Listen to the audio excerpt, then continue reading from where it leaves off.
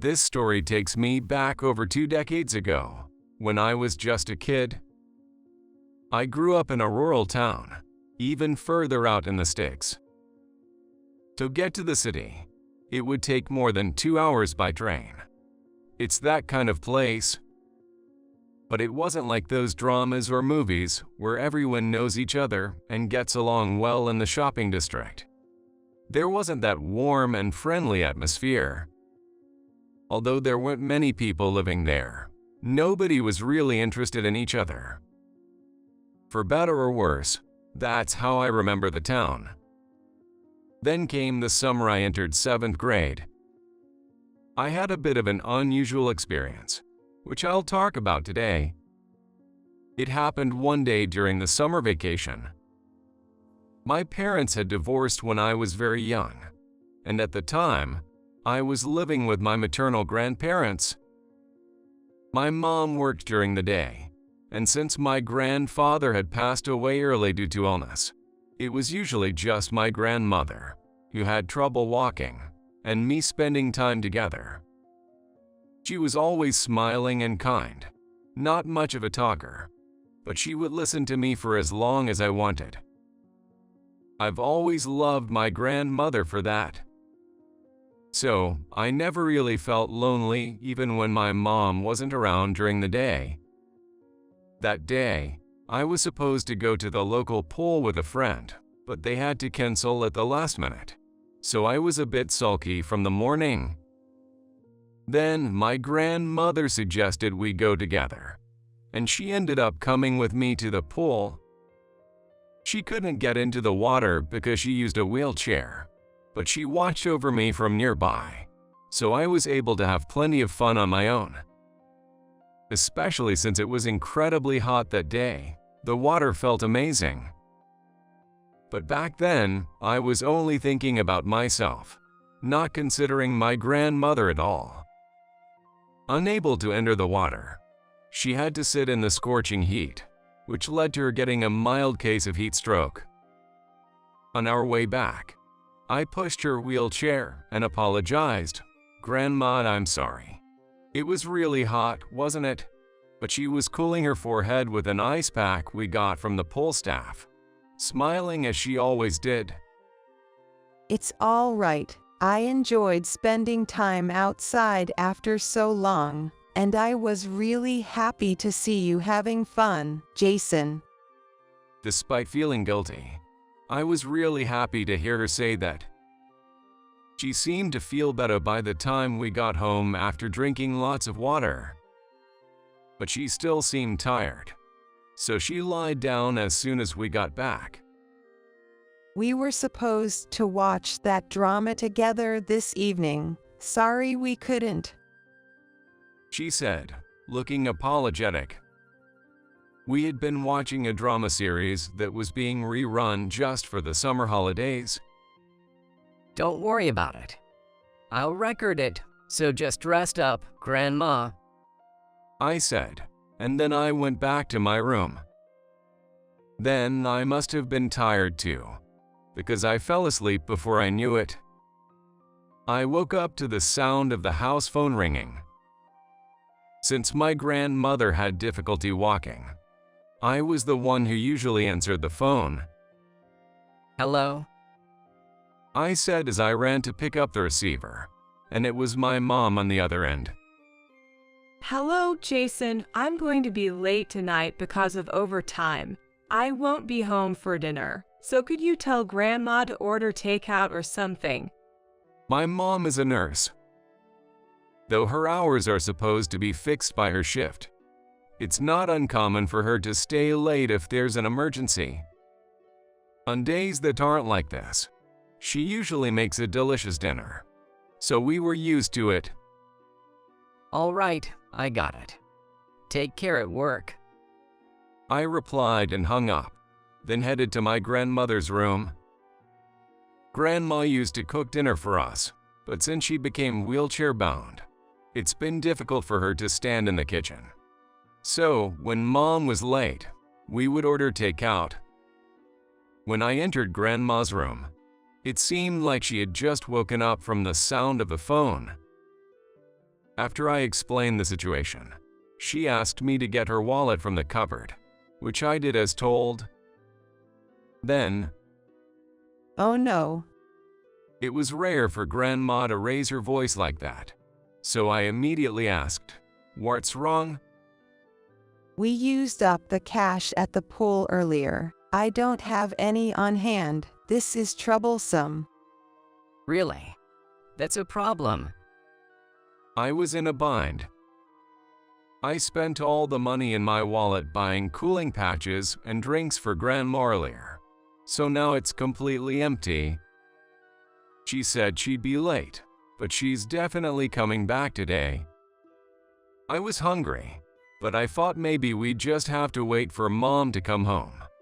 Just then, I'll go withdraw some money. Grandma said that as she tried to stand up, but she was unsteady even getting to her wheelchair, and I could tell she hadn't fully recovered yet. Wait, Grandma, it's dangerous. You should keep resting. I'll go. Or so I said, but as a kid who had just started middle school, I had never used a bank before. I had no idea what to do, but I couldn't bear the thought of letting her go in her condition. Jason, can you do it? Sure enough, Grandma was worried. But I reassured her, of course. I'm in middle school now, right? Just tell me what to do. Somehow convinced, Grandma then told me what I needed to do at the bank. It was essentially about how to use the ATM. She said it should be fine as long as I carefully followed the instructions on the screen. So, with the bank book and a note with the pin in hand, I set off. I had seen Mom use ATMs a few times before, but I always thought of it as something far removed from me, a child. Though it wasn't my account, taking this step felt like moving closer to adulthood, and I remember feeling a bit proud. The nearest bank was about a 5-minute walk away. Grandma had said that the ATM was immediately to the right after entering the door, but when I got to the specified place, my heart sank, because the ATM had an out-of-order sign on it. It looked like there was only one machine. And the sign also read, "We apologize for the inconvenience. Please use the counter service or visit another branch." It was clear that this ATM wasn't an option, and the other branch didn't seem to be within walking distance, leaving me at a loss. But I didn't want to go back without accomplishing the task Grandma had entrusted to me. Determined not to give up, I decided to go to the counter. Although Grandma had only told me about using the ATM, I figured the bank staff could tell me what to do at the counter. Stepping into a bank alone for the first time was a new experience for me. Naturally, there were no other kids my age around, making me feel out of place and quite nervous. But wanting to reassure Grandma, I pushed forward to the counter. I timidly approached the nearest female teller, but she interrupted me with, "Please show me your number ticket," leaving me puzzled. Getting a number ticket is common at banks and government offices for adults, but I had no idea about that at the time. Yeah. When I seemed confused, an employee noticed and told me, "There's a machine over there where you can get a number ticket. Please take one and then come up when you're called." They did explain what to do, so maybe they were trying to be helpful. But at that moment, I felt somewhat rejected by their impersonal, business-like tone, which hurt a bit. Holding on to that anxiety, I did as instructed and took a number ticket.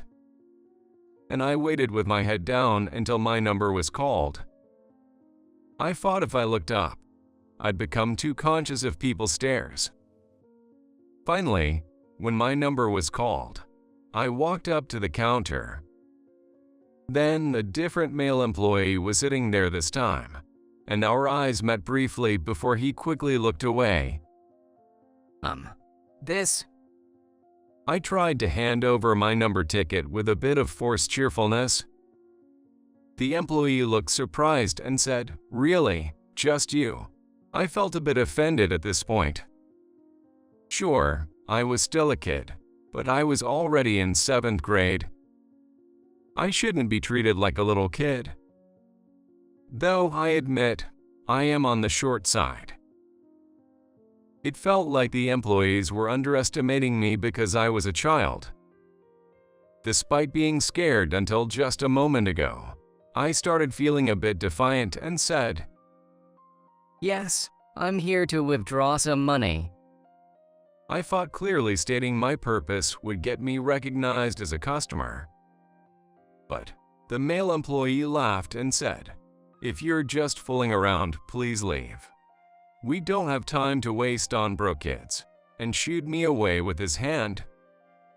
I'm not kidding. I have my bank book and card right here. I tried to argue, but the employee wouldn't listen. He probably thought it was unusual for a child to come to the counter, and that the amount I wanted to withdraw wasn't significant. Sure, I was only withdrawing $20 for dinner, not a large sum. But to dismiss me as poor and refuse me service just because I was a child was incredibly unfair. Is there a rule that kids can't do this? I retorted, but the indifferent employee had already started calling the next number, and the next customer looked at me with suspicion. I guess this place isn't meant for kids after all. I couldn't help but feel that way as I trudged home. When I got back, my grandmother asked with concern, You took quite a while. Are you okay? I had intended to just mention the ATM being out of order without showing any concern. But the experience at the counter had been so frustrating. I ended up tearing up. After I explained what happened, my grandmother soothed me, saying, "I see, that must have been hard. I'm sorry you had to go through that." In the end, we decided to make sandwiches together and wait for my mom to come home. When I told my mom the same story, she got angry on my behalf, saying, "That's terrible treatment just because you're a kid." Despite being tired from overtime, she cooked delicious fried chicken and stir-fried vegetables. The incident at the bank counter was shocking, but the support from my kind grandmother and mom helped lessen the sting. I figured I wouldn't be going back to the bank anytime soon, and that things would be different when I'm an adult. I decided to keep it as an unpleasant memory, tucked away deep inside. But sooner than I had tucked it away, I faced the issue again. A few days later, my grandmother invited me for a walk in the neighborhood. Then she said, Would you mind if we stop by the bank over there? I froze for a moment. I wouldn't feel the same way with my grandmother by my side. But since the wound hadn't fully healed, I hesitated. Understanding my reluctance, she asked, "You're still upset about what happened, aren't you? Would you rather not go?" But I thought it would be uncool to dwell on the negativity, so I said, "No, it's fine," and agreed to go to the bank with her. Right upon entering the bank, I was in for a shocking experience. Welcome.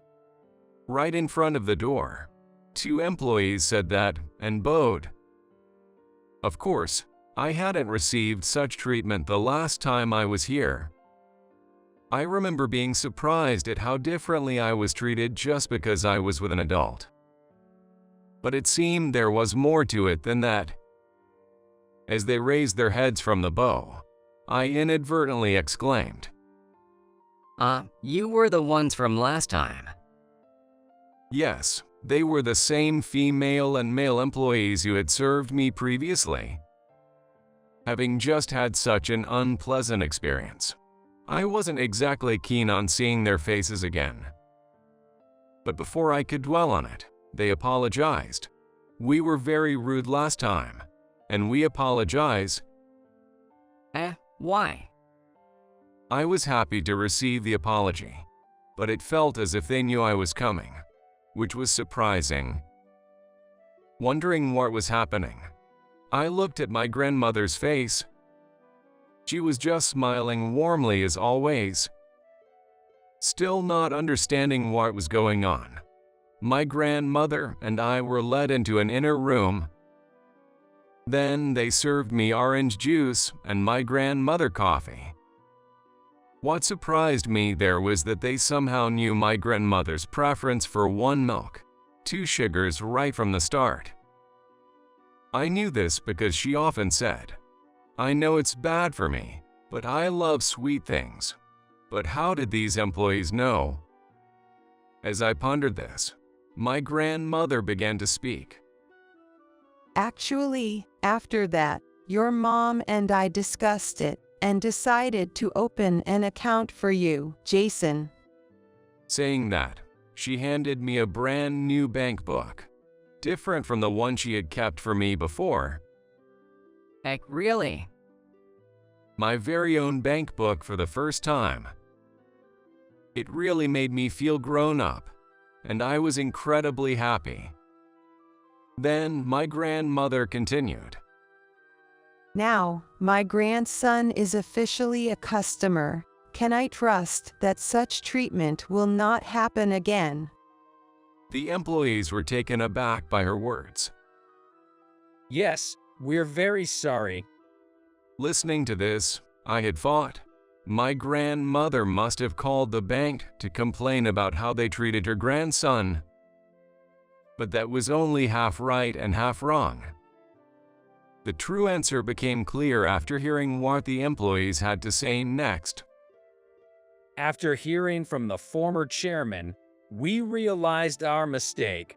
We thought if a child came in, they would just be playing around and it would be a waste of our time, but we were wrong.